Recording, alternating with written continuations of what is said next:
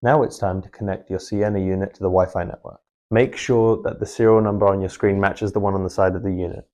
Now input the Lewden Connect password found on the warranty page in your guide and input it into this field.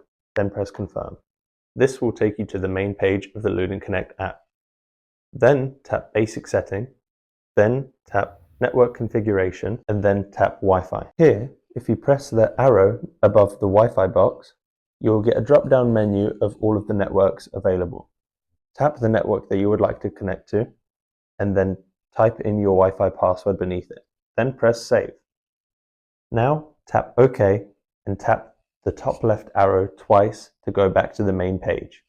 Here, tap Device Reboot and press Confirm to apply your settings. This will begin your Siena boot up process, which will last 30 seconds of the blue light flashing. Then the light will go solid blue for 60 seconds.